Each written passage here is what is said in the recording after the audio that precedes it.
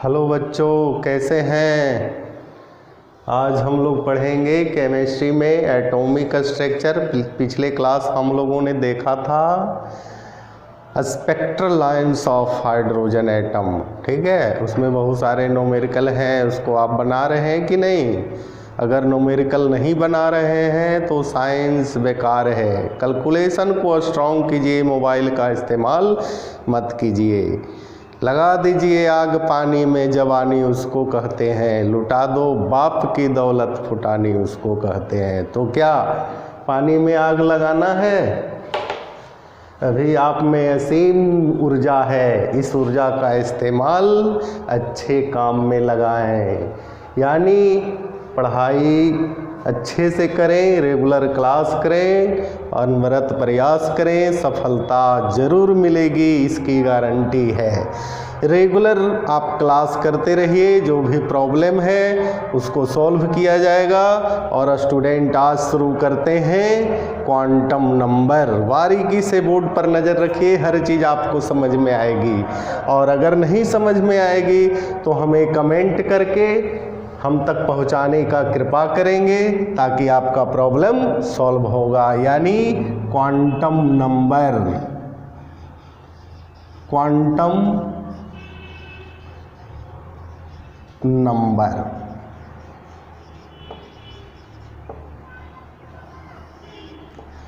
इसको हम लोग हिंदी में कहते हैं क्वांटम संख्या। सबसे पहला सवाल है कि क्वांटम संख्या है क्या, इसका इस्तेमाल कैसे करते हैं, कहाँ करते हैं और क्यों करते हैं।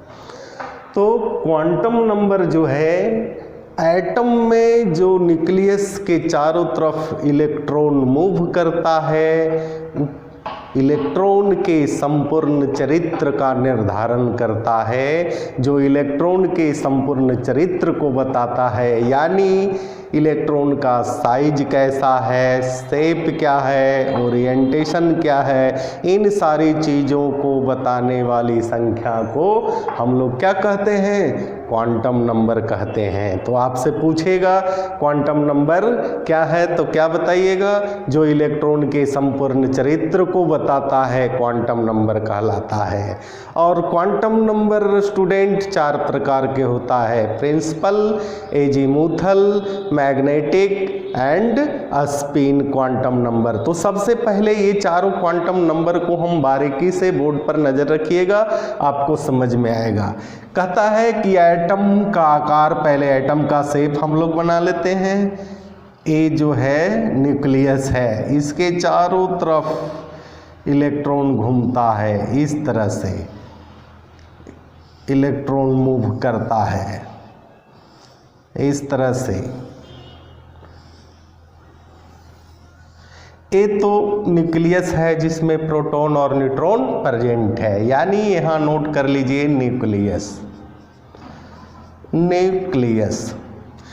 अब जो है इलेक्ट्रॉन जो है सर्कुलर पाथ पर घूमता है, तो इस पाथ का नाम है, हम लोग लिख देते हैं ऑर्बिट। ऑर्बिट या इसी को हम लोग कहते हैं सेल।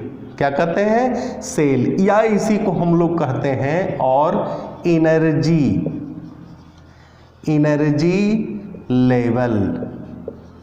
एनर्जी लेवल प्रत्येक ऑर्बिट के एनर्जी को बताता है। फर्स्ट ऑर्बिट का ऊर्जा, सेकेंड ऑर्बिट का ऊर्जा, थर्ड ऑर्बिट का ऊर्जा, ऊपर से नीचे ऊपर बढ़ते जाता है energy level. Higher energy level, lower energy level. अब हम लोग ये जो सेल है, ये जो सेल देख रहे हैं, या ऑर्बिट इसको कहते हैं, या एनर्जी लेवल इसको कहते हैं, इसी को हम लोग कहते हैं प्रिंसिपल, प्रिंसिपल क्वांटम,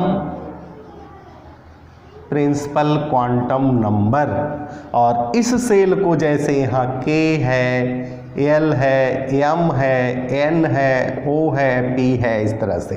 तो प्रिंसिपल क्वांटम नंबर को के से रिप्रेजेंट, के, एल, एम, एन, ओ, पी, इस तरह से रिप्रेजेंट करते हैं। यानी के क्या है स्टूडेंट? ऑर्बिट। एल अब कहता है कि पहला ऑर्बिट है तो n बराबर 1, ये दूसरा ऑर्बिट है 2, तीसरा है 3, चौथा है 4, पांचवा है 5, छठा है 6। तो ये जो है यही आपका प्रिंसिपल क्वांटम नंबर हुआ। तो प्रिंसिपल क्वांटम नंबर पूछेगा क्या है, that is the orbit number और सेल नंबर और एनर्जी लेवल। अब हम लोग देखते हैं ये सेल है, इसी को सब सेल में डिवाइड किया गया, यानी सब सेल, सब सेल, सब सेल,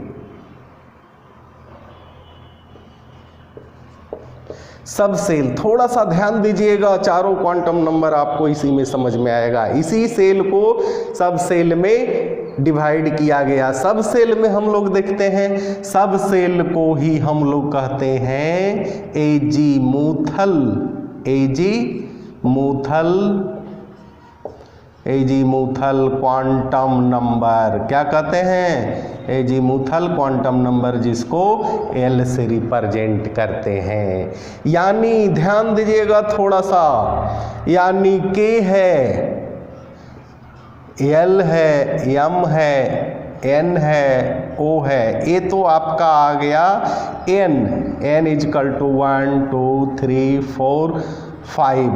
अब स्टूडेंट के में सिर्फ सब सेल एस रहता है, एल में एस पी, एम में एस पी डी, इसके बाद एस पी डी एफ। यानी आपसे पूछेगा सब सेल यानी एस ऑर्बिटल, दूसरा में एस पी ऑर्बिटल, तीसरा में एस पी डी ऑर्बिटल, चौथा में S P D F orbital. इसी तरह से बढ़ते जाता है। अब थोड़ा सा ध्यान दीजिएगा, कहता है के में एन का मान 1 है तो एस ऑर्बिटल 0 से शुरू होगा, यानी 0, यानी एल बराबर क्या हो गया 0। एस पी है, एल बराबर 2, यानी दूसरा ऑर्बिट है, प्रिंसिपल क्वांटम नंबर 2 है तो एल का मान 0 1। एस पी डी है, एम का मान 3 है, यानी तीसरा ऑर्बिट है, प्रिंसिपल क्वांटम नंबर 0 1 2। इसके बाद एस पी डी एफ है, यानी 0 1 2 3।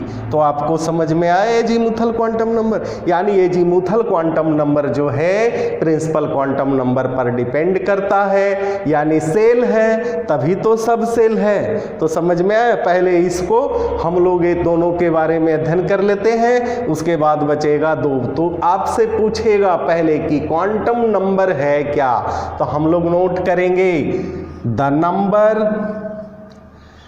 Number is used for determine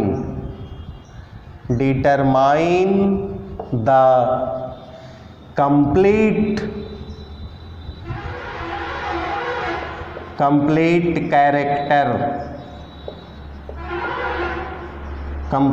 characters of an electron. Complete character में क्या क्या चीज आ गया, कंप्लीट कैरेक्टर में आ गया, ब्रैकेट में लिख दीजिए साइज, शेप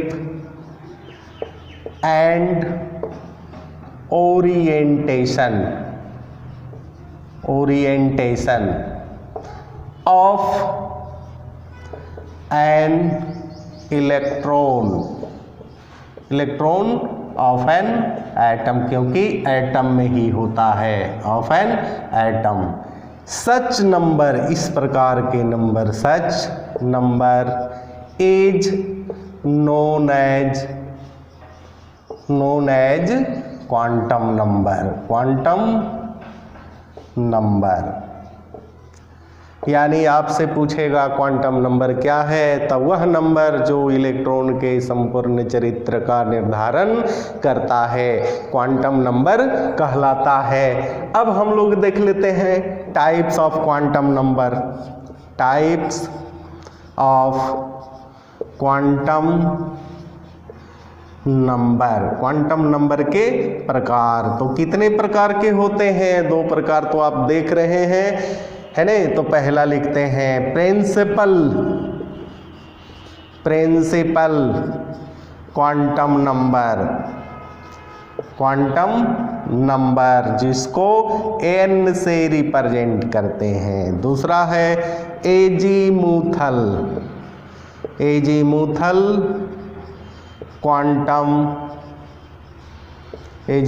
क्वांटम नंबर जिसको L से इंडिकेट करते हैं। तीसरा है मैग्नेटिक क्वांटम नंबर जिसको L से रिप्रेजेंट या M से भी कर सकते हैं, नो प्रॉब्लम। चौथा है spin quantum number, spin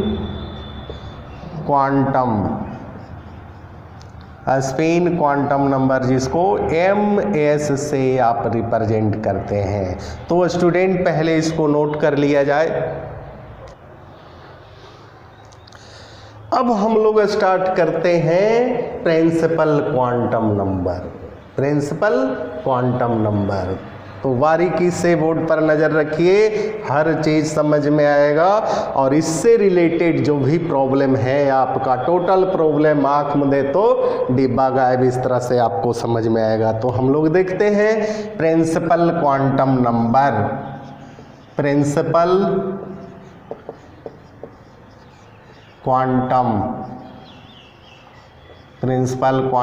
number यानी पहला point, it is denoted by n। तो पहले भी बताया था, इसको n से डिनोट करते हैं। दूसरा point, it is also known as, shell भी बोल सकते हैं, ऑल्सो नोन एज सेल और ऑर्बिट या एनर्जी लेवल। ठीक है। इसके बाद it is represented the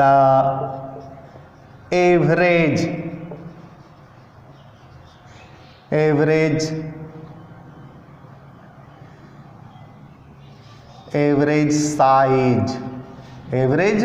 size of an electron. याद रखिएगा स्टूडेंट, है नहीं, साइज को रिप्रेजेंट करता है प्रिंसिपल क्वांटम नंबर। इसके बाद it is decided the energy, यह एनर्जी लेवल को भी डिसाइड करता है, एनर्जी लेवल कर दीजिए। अब यहाँ देखिए, पिछले क्लास में हम लोगों ने पढ़ा था En बराबर -21.8 इंटू 10⁻⁻19 n स्क्वायर, सॉरी ए ऊपर जेड स्क्वायर होगा, Z square divided by n square joule per atom. अब यहाँ देखिए n क्या है, orbit number, that is principal quantum number. n का मान 1 दीजिएगा, फर्स्ट ऑर्बिट का एनर्जी आपका निकलेगा। n का मान 2 दीजिएगा, सेकेंड n का मान 3 दीजिएगा, इस तरह से निकलेगा कि नहीं, इसी तरह से निकलेगा। तो यह जो प्रिंसिपल क्वांटम नंबर है वो एनर्जी लेवल को भी रिप्रेजेंट करता है, इंडिकेट करता है। ठीक है, तो इसको आप नोट कर लीजिए स्टूडेंट। अब हम लोग देखते हैं स्टूडेंट एजीमूथल क्वांटम नंबर, और एजीमूथल क्वांटम नंबर से बहुत सारे क्वेश्चन आएंगे। उस क्वेश्चन को पहले हम लोग सोल्व करेंगे, तब आगे बढ़ेंगे। ठीक है, तो हम लोग देखते हैं एजीमूथल क्वांटम नंबर।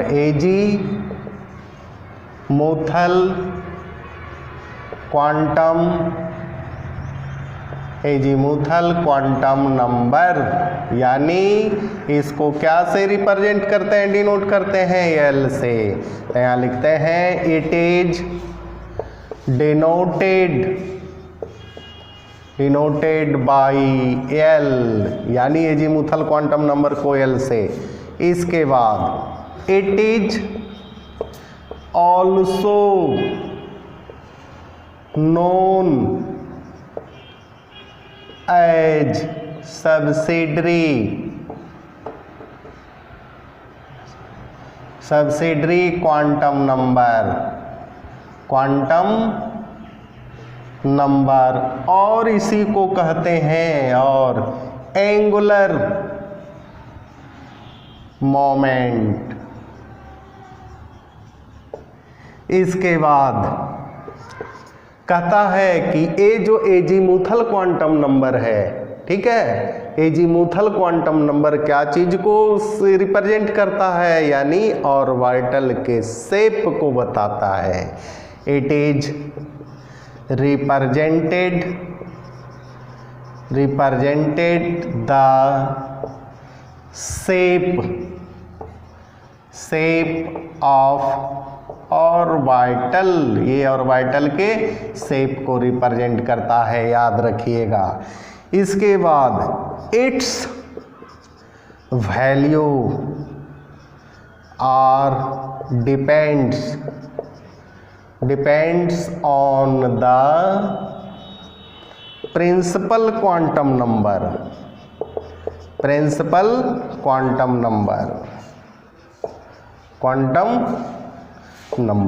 कहता है इसका मान जो है प्रिंसिपल क्वांटम नंबर पर डिपेंड करता है। कैसे, देखिए, इफ n बराबर 1, यहाँ खुद आपको बताया गया है कि n पर जो है l का मान n ऑर्बिट और सेल, या इसको बांटा गया सब सेल, यानी पहले सेल है तब सब सेल है, यानी n बराबर 1 है तो l बराबर क्या होगा, 0 होगा।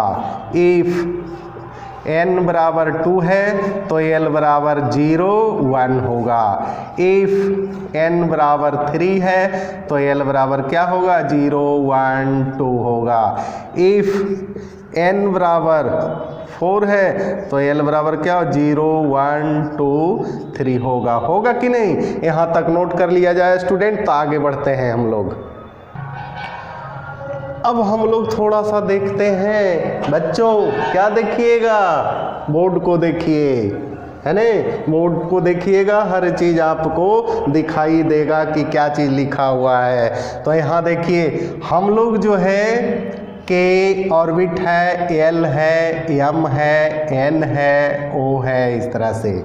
ए एन है principal quantum number 1 2 3 4, S shell हुआ। अब सब सेल को हम देखते हैं, यानी एल का मान, एस में जो है एस ऑर्बिटल है, यहाँ सब सेल में पहले बांट दीजिए, और एल है, एल में एस और पी, एम है एस पी डी है, इसके बाद एस पी डी एफ है।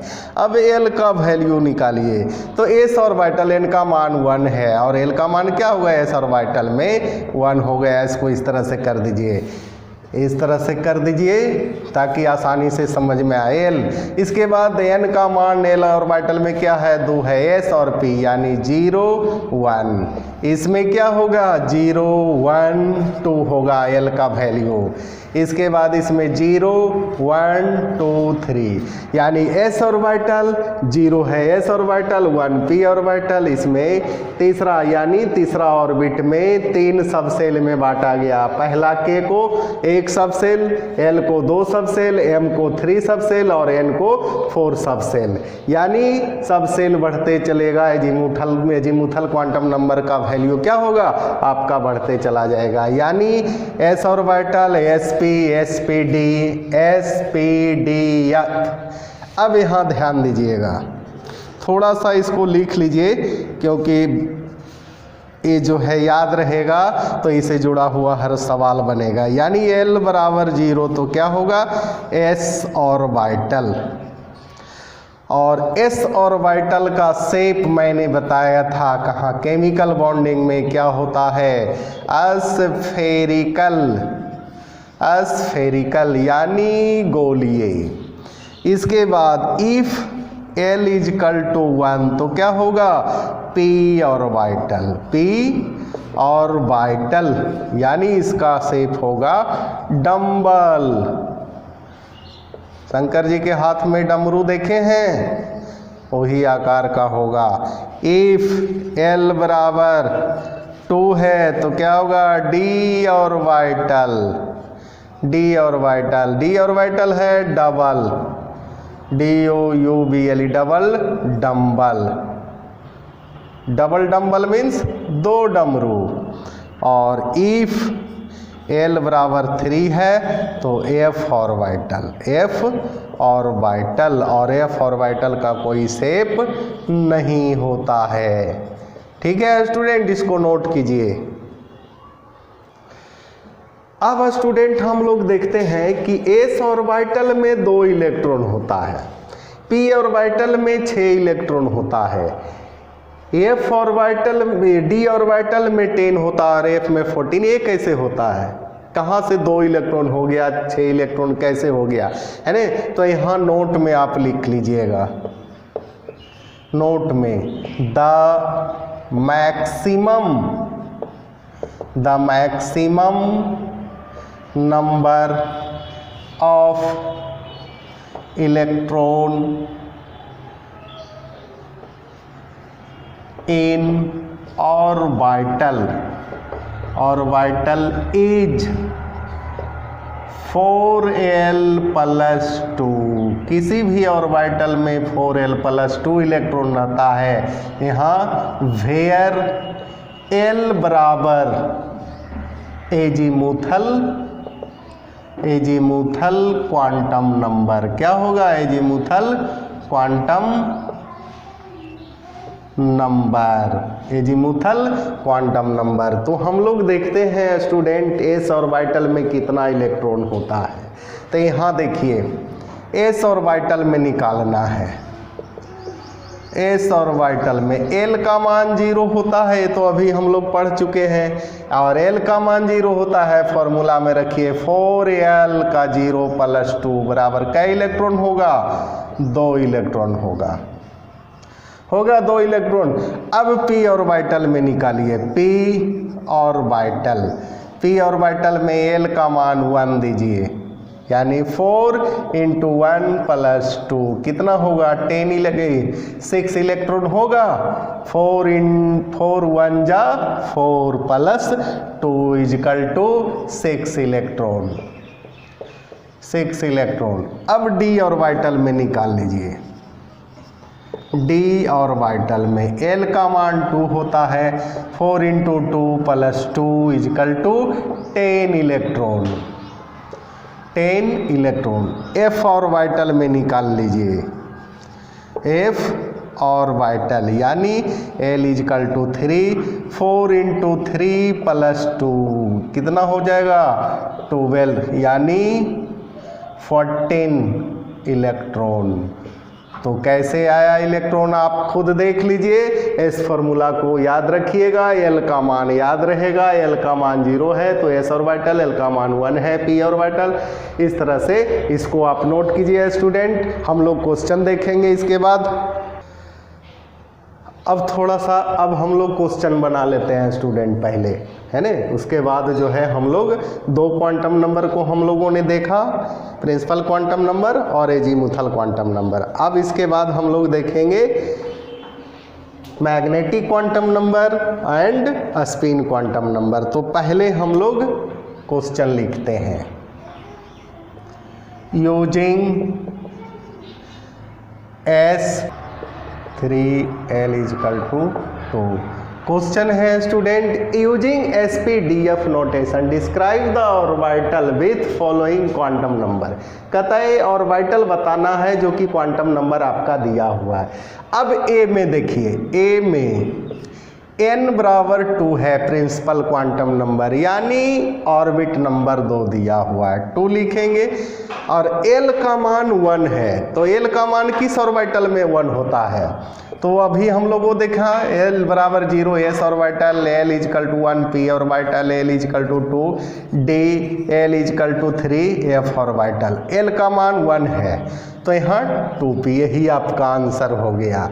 अब b में देख लीजिए, b में क्या है, n = 4 है, तो n = 4 यानी 4, l का मान 0 है, l का वैल्यू 0 है, क्या ऑर्बिटल आएगा, s ऑर्बिटल। इसके बाद c में देख लीजिए, n इजकल टू 5 यानी ऑर्बिट नंबर 5 हो गया, l बराबर 3 यानी 3 किस में, f ऑर्बिटल में, यानी 5f। डी में देख लीजिए प्रिंसिपल क्वांटम नंबर 3 है, 3 लिखेंगे।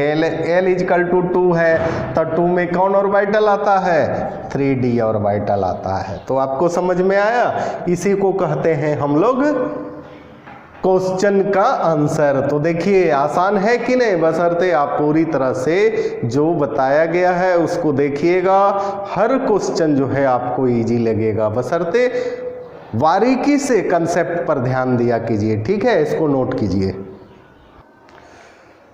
हाँ स्टूडेंट, हम लोगों ने देखा क्वेश्चन को, इसमें थोड़ा सा ध्यान दीजिए, n बराबर 5 है सी में, है ना, यहाँ क्या होगा 5f होगा। थोड़ा सा ये सब क्वेश्चन को एनसीईआरटी किताब से जितना भी है क्वेश्चन बनाइए student.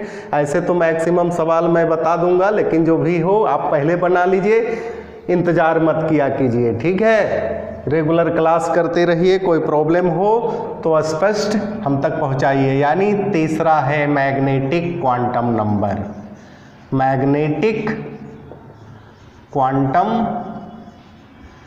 Number, magnetic quantum number. पहला point, it is denoted by ml, या m से भी आप रिप्रेजेंट कर सकते हैं, ठीक है। अब थोड़ा सा हम लोग यहाँ स्टूडेंट हम लोगों ने देखा सेल और सब सेल, ठीक है। यहाँ हम लोगों ने देखा सेल जो प्रिंसिपल क्वांटम नंबर है, दूसरा हम लोगों ने देखा सब सेल, है ना। अब जो है ये जो है मैग्नेटिक क्वांटम नंबर क्या है, तो ये सब सेल का सब सेल है ना, इसका भी उप है, यानी जिसको कहते हैं हम लोग ऑर्बिटल, ऑर्बिटल। अब यहाँ देखिए हम लोगों ने देखा, यहाँ देखा k l m n, इस तरह से, इसमें हम लोगों ने सब सेल में इसको सब सेल में डिवाइड किया, यानी k में 0 1, k 1 ऑर्बिट है 0 होगा, l में हम लोगों ने देखा 2 है इलेक्ट्रॉन, दूसरा ऑर्बिट है यानी 0 1, इस तरह से हम लोगों ने देखा। अब हम लोग यहाँ पर ही ध्यान दीजिए थोड़ा सा ऑर्बिटल, जैसे n बराबर 1 है तो l बराबर क्या होगा 0 होगा, और इसी सब सेल को हम लोग उप सब सेल में बांटा है ना, तो यहाँ l पर डिपेंड करेगा, यानी m बराबर भी 0 होगा।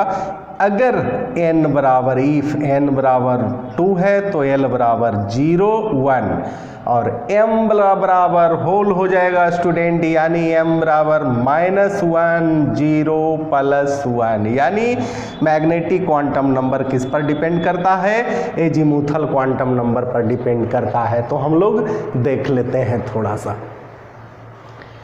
It is denoted by ml, दूसरा पॉइंट है it is also known as orientation quantum number, इसको हम लोग क्या कहते हैं, ओरिएंटेशन क्वांटम नंबर कहते हैं, ठीक है। इसके बाद it is depends on the azimuthal quantum number, azimuthal को ही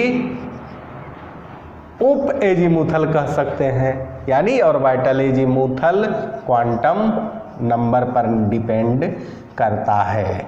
इसके बाद it is indicated the position, याद रखिएगा, position of an electron, electron के पोजीशन को यह दर्शाता है, क्या चीज को, इलेक्ट्रॉन के पोजीशन को। अब हम लोग देख लेते हैं, इफ n इजकल टू 1 है, l बराबर के क्या होगा 0, m बराबर क्या होगा 0 होगा। इफ n बराबर 2 है, l बराबर 0 1 0 1, और m बराबर क्या होगा, माइनस होगा, जीरो होगा, प्लस होगा। ठीक है, अब थोड़ा सा स्टूडेंट ध्यान दीजिएगा, तो आपको m का वैल्यू एक और लिख देते हैं। इफ n बराबर क्या है 3 है, l बराबर 0 1 2, m बराबर क्या होगा -2 -1 0 +1 +2। अब यहाँ थोड़ा सा ध्यान दीजिएगा, s ऑर्बिटल में l का मान 0 होता है, p ऑर्बिटल में l का मान 1 होता है, d ऑर्बिटल में l का मान क्या होता है 2 होता है कि नहीं। तो अब हम लोग देखें l का मान 0 है तो m क्या होगा, ये भी 0 होगा, और s ऑर्बिटल में 2 इलेक्ट्रॉन होता है यानी 1 हो गया। अब देखिए m का मान l p ऑर्बिटल, और p ऑर्बिटल में क्या होता है 1 2 3 होता है, l का मान 1 है तो क्या होगा m बराबर -1 0 +1। देखिए 1 2 3 हुआ कि नहीं। अब देखिए l ऑर्बिटल में d ऑर्बिटल में 2 है तो m बराबर क्या होगा -2 -1 0 +2 +1। गिनिए 1 2 3 4 5 यानी 1 2 3 4 5 हुआ। अब कहता है if l a d f orbital है, f ऑर्बिटल में क्या है वैल्यू l का मान 3, l का मान 3 है तो m का मान क्या होगा -3 -2 -1 0 +1 +2 +3। देखिए 1 2 3 4 5 6 7 और f में 14 इलेक्ट्रॉन होता है यानी 1 2 3 4 5 6 7। देखिए 7 आया, इसको नोट कर लिया जाए स्टूडेंट। एक पॉइंट और लिख लीजिएगा स्टूडेंट इसमें, है ना,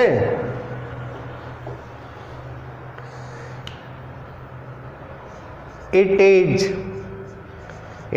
indicated the direction or orientation of an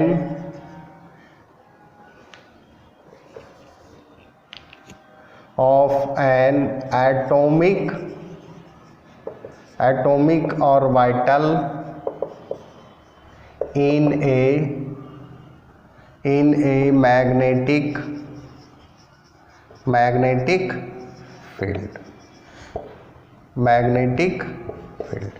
कहता है it is indicated the direction और orientation of an atomic orbital in magnetic field में। यह इंडिकेट करता है क्या, डायरेक्शन को और ओरिएंटेशन को ऑफ एन एटॉमिक ऑर्बिटल, और एटॉमिक ऑर्बिटल के डायरेक्शन ओरिएंटेशन को क्या करता है, मैग्नेटिक फील्ड में जाकर के इंडिकेट करता है। ठीक है, अब हम लोग जो है मैग्नेटिक क्वांटम नंबर को तो हम लोगों ने देख लिया। अब जो है लास्ट है क्या, स्पेन क्वांटम नंबर। गौर से देखिएगा तो ये भी समझ में आ जाएगा। स्पेन क्वांटम नंबर पहला point, it is represented by S या एस से भी रिप्रेजेंट कर सकते हैं। ठीक है, अब थोड़ा सा हम लोग देखते हैं स्टूडेंट, ऑर्बिट में जो इलेक्ट्रॉन है, ये इलेक्ट्रॉन का पोजीशन है, इलेक्ट्रॉन है, जैसे मान लिया ये इलेक्ट्रॉन है, तो इलेक्ट्रॉन जब क्लॉक वाइज मूव करता है, ठीक है, तो उसको इस तरह से ऊपर लाइन खींचते हैं। ये जो हो गया क्लॉक वाइज, और इसका वैल्यू होता है +1/2। लेकिन जैसे ही इलेक्ट्रॉन एंटी क्लॉक में जाता है तो हो गया एंटी क्लॉक वाइज। यानी ये जो है इस तरह से हो जाता है। और एंटी क्लॉकवाइज लाइन नीचे चलाता है, इसका वैल्यू होता है 1/2 माइनस 1/2, यानी इसका दो value clockwise plus 1/2 minus anti clockwise minus 1/2, यानी it do not depends on the principal azimuthal and magnetic coil किसी पर डिपेंड नहीं करता है, यह किसी पर डिपेंड, यह स्वतंत्र क्वांटम नंबर है। ये सिर्फ डायरेक्शन को बताता है, क्लॉकवाइज मूव करेगा प्लस 1/2, एंटी क्लॉकवाइज मूव करेगा माइनस 1/2, यानी it's value are always plus minus 1/2। आपको समझ में आया? प्रिंसिपल क्वांटम नंबर ये सारा चीज क्या चीज को इंडिकेट करता है? न्यूक्लियस के चारों तरफ जो इलेक्ट्रॉन घूमते रहता है उस इलेक्ट्रॉन के बारे में ये principal quantum number, azimuthal quantum number, magnetic quantum number और स्पिन क्वांटम नंबर रिप्रेजेंट करता है। ठीक है स्टूडेंट, इसी के साथ हम लोग एक क्वेश्चन को और बना लेते हैं। पहले इसको नोट कर लिया जाए स्टूडेंट, इसको नोट कर लीजिए, क्वेश्चन हम लोग बनाते हैं।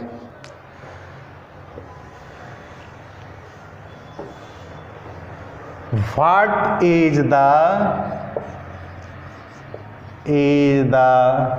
total number of orbital n is equal to 3? अब कहता है what is the total number of orbital. Total number of orbital पूछ रहा है, associated with the principal quantum number 3 है। अब यहां देखिए, ध्यान दीजिएगा, n इज इक्वल टू 3 है तो l बराबर क्या होगा 0 1 2 होगा कि नहीं, m बराबर क्या होगा -2 -1 0 +1 +2।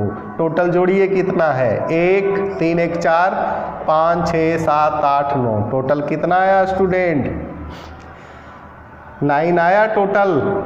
अब वैल्यू काउंटिंग कर लीजिए। इसी के साथ नेक्स्ट क्वेश्चन एक और बना लीजिए, इसके बाद हम लोग छोड़ देते हैं। ठीक है, question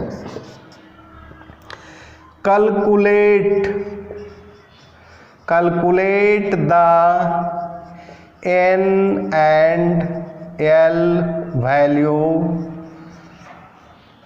of valence electron of chlorine. कहता है क्लोरीन के वैलेंस इलेक्ट्रॉन के n और l का मान निकालना है, यानी क्लोरीन सॉल्यूशन में क्या होगा, क्लोरीन कै नंबर पर है 17 नंबर पर है कि नहीं। इसको आप सजाइए, पहला में 2 फिर 8 फिर 7, यही होगा। ये जो है k है, l है, m है। ठीक है, k में l का मान के ए फर्स्ट ऑर्बिट है, सेकेंड ऑर्बिट है, थर्ड ऑर्बिट है, तो आप समझ रहे हैं। n का मान 3 है, n का मान 3 आ गया। n एंड l वैल्यू निकालने, n and l principal quantum number 3 आया। अब यहाँ ध्यान दीजिए, k में s ऑर्बिटल आता है ना, l का मान निकालना है, s ऑर्बिटल में 0 होगा। l का मान यहाँ 2 है, l का मान क्या होगा 0 1 होगा कि नहीं, यानी यहाँ क्या हो जाएगा